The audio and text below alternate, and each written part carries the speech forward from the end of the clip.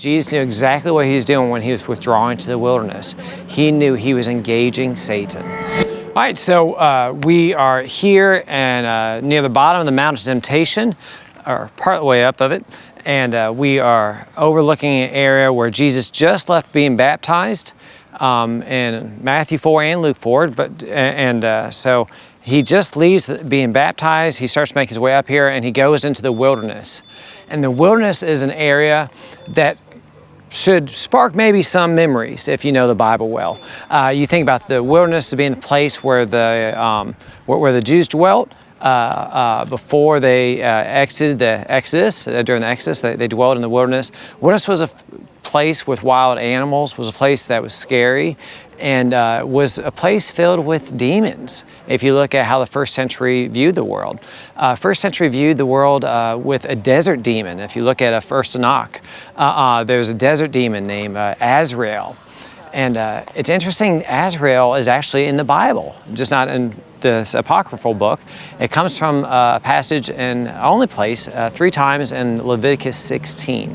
Leviticus 16 talks about a couple of goats that are sacrificed on the Day of Atonement. Day of Atonement is the Good Friday of the Old Testament, where Aaron, the priest in Leviticus 16, the high priest would make a burnt offering for himself of a bull, and then he'd take 2 goats.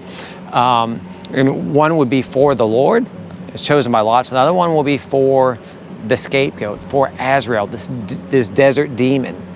And then all the sins of Israel would be placed on this desert demon, and the scapegoat would be given to Azrael. Now, Azrael could be this rocky place where the goat was disposed of to make sure he won't wander back into the village.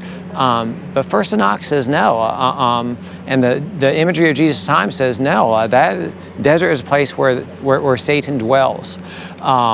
So when we see Jesus being brought to the Mount of Temptation, when he goes in the wilderness, he's engaging in what he knows is a spiritual battle. No good Jew would do this on a regular basis, not in the wilderness like this. And we see John the Baptist doing one of those likewise, but it's a spiritual battle. So Jesus knew exactly what he was doing when he was withdrawing to the wilderness. He knew he was engaging Satan, that he was engaging Azrael, the one that would take and consumes the evil of all the iniquities of the world. That's what we are getting ready to enter into.